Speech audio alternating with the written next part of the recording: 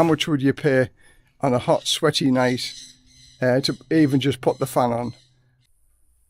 So at present we're a little bit overcast, but as you can see the battery is full. So any charge that's coming in is just sort of wasted. Bring my computer running, it's between 30 and 40 watts. So this is my computer running on the solar power. Now what we're going to do, we're going to put the fan on and the TV and see how many watts that uses. So if we have the TV on and the fan like we do on a night time, this is how many watts it uses for the fan on number 2, and the TV 150, let's say 150 watts. So as you can see, the batteries are full and it's 1 o'clock in the afternoon. So therefore, for the rest of the day really, the batteries are sort of going to be fully charged all the time. So any power supplied by the solar panels is sort of wasted. So what we're going to do now is I'm going to put this socket here and run the microwave on the solar, because the microwave, it only goes up to a maximum of 800 watts, but it uses a lot of electricity for maybe 5 or 10 minutes during the day, and the solar panels produce more than the electricity it's going to use. So that's what I'm going to do, is put the socket on there so I can run the microwave during the day, and that also should reduce the electricity bill. Because this is what I've done here, is wherever there's a black socket, I'll put it next to the main socket, and this is all solar. So the same with my computer, that's running on solar as well. So this will also work off solar, and if it's too cloudy for the rest of the day, or continuous cloudy days so the batteries don't get topped up, then we just simply switch the microwave back to the mains. As you can see, it's not the best day, it's overcast and cloudy, and there's the solar panels. So to give you some indication of what power we use, basically during the day, because of the solar panels, once the batteries charge up, it's sort of free using the computer, or if we watch the TV and have a fan on during the day, it's free because the solar panel produces enough wattage to compensate for that. So in reality, the only time that we use the electricity from the batteries is during the night, and by having one fan on, which is 55 watts on power 2, for say, let's say 10 hours, that's 550 watt. The rest of the power consumption, which is in totally roughly about 1,300 watts per day, more than adequately is covered by we've got 200 amp hour batteries, 12 volt, which have configured into a 24 volt system. So it's 24 volt system running the solar in the house, and that gives us all day with the TV and the fan on the computer that I use every day. And so that is our consumption. So because, as you can see, that the power or the batteries are fully charged up by like 1 o'clock in the afternoon, basically from 1 o'clock until 5 or 6 o'clock when the sun goes down, any excess power is just wasted. So any power used by the microwave is going to be supplemented from the solar panels during the day. So let's see how that works. Our normal electricity bill is between 400 and 500 baht a month, which is very, very cheap.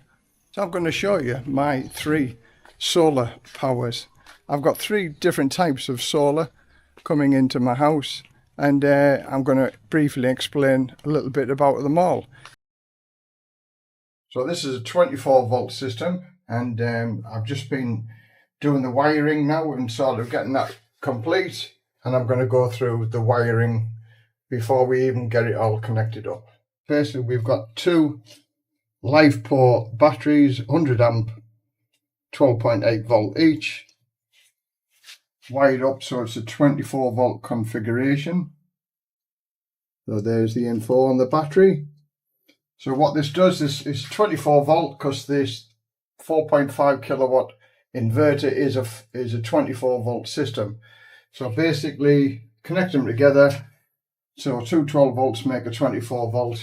And we're going through a 200 amp fuse, then going to a main isolating switch, going up to the inverter. And then what we've got here, we've got like a combination box. So this is the power in from the electricity from the mains, because basically what this does, this inverter, if all else fails, like the sun's not shining type of thing, the batteries are low, it will charge up from the AC supply as a backup plan type of thing. So we've got two surge protectors there, and that's the main switch on and off, which is fed from the electricity supply. Then that just goes up to the inverters for the AC connection. Then what we've got here is the cables coming in for the these cables here coming straight from the solar panels. So this is the fuse, 20 amp fuse for the solar panels. So both solar panels are protected by a fuse, which then goes into the main isolator switch, which again is protected by surge protection. So what we have from there is the solar cables coming out and going into the solar inverter. So then what I've got the cables coming down there, which supplies my electricity, goes into a separate fuse board. And what this fuse board is a 63 amp mains isolating switch with RCD protection. And basically what I've got in here, I'm going to have two circuits. I've got one circuit already, which is going to feed half the house, and I'll put separate sockets in to feed the house from this inverter. And this one is going to feed some more sockets at a later date. So I've connected all the earths up with Wagos, same with the neutrals. So that's the installation with regard to the electrics. And because I like everything neat and tidy, I think that's fairly neat and tidy. And then what this is here is the Wi-Fi sender. So I've got an app on my phone, so I'll be able to get all the information.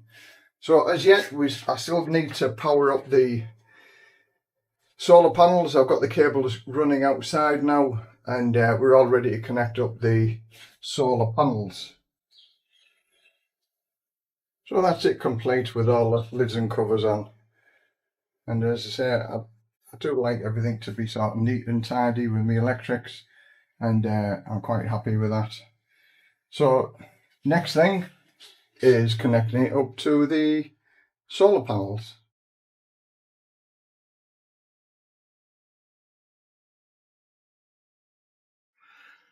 At the moment it's on 375 watts, but it's a cloudy day and it's just coming from the solar panel. I will do a video on how to set this up because it's quite complicated. So at the minute 375 watts coming in to the house, and this is the cloudy day. And this one here is the battery and the solar power. This was my original emergency backup system, and again it all goes through there and it goes into the house, and I have a socket in the house, 1000 watt inverter at the back, and this solar charger here now works off a 450 watt solar panel, so it charges that battery up very, very quick. Now I did have a battery in here before, but that battery is a bigger battery than it used to go in there, so that's why it's on the outside. But that is just for the outside lights. It's on a timer switch, which I'll put on there, and wherever there's a round dome, that's where the solar light comes on. It comes on at 7 o'clock on an evening, and it goes all the way around the house. So again, these are on all night. So basically what I do is these ones, these are already solar up there. They're brilliant. They last almost all night. And we've got solar power lights also at the side of the house. But what I've done, I've added these ones, but I'll put these on the timer switch so these come on at 1 o'clock in the morning. Because these little ones, the batteries aren't very strong on them, so they're sort of dim at about 1 o'clock in the morning. Same with this one. So again, I have another one and another one over there that lights the back of the house. So this all works off the solar, and I'm very impressed with it. As I say, our house is lit up all night, and it's for security reasons and stuff like that, and my wife doesn't like the house to be dark anyway, so that works every day, and I'm over the moon with it, and it didn't cost a lot of money to do. And if anybody wants any information with regard to that, how much it costs, send me an email. And the third one that I've got is a grid tie inverter, and it's a small grid tie inverter, but how many people have you heard on the YouTube channel about running the fridge all the time? Now, our fridge freezer is about 70 watts an hour. So I had two 80 watt panels, and what I did, I fitted one of them, which is a grid tie inverter. And a grid tie inverter just works off one 80 watt panel, and that just feeds electricity into the house. So it goes along here, along the ground, and I've got it plugged in via a switch, which is there, and with a nice gecko behind there, and that goes into that socket, which then feeds the house. So that constantly pumps maybe between 40 and 60 watts an hour during the day. So that sort of offsets the fridge running. The fridge is running at, say, 70 watts, and that's pumping in 40 to 50 watts per hour from that one solar panel. So that's my three solar devices that I've got working here, and I've got to say I'm impressed with them all. They all work pretty well. And how much money do we save? Well, how long's a piece of string, really? My electricity bill this month was 479 baht. The whole idea of our solar system was not to run the whole electricity on the house. It was there to be a backup, because in Thailand the electricity goes off so many times, and we just wanted power so we can watch the TV, look at the computer, and if it goes off during the night, the fans, and that's exactly what it does. No need to spend thousands and thousands of baht putting a big solar system in. It's there for backup. How much would you pay on a hot, sweaty night to even just put the fan on?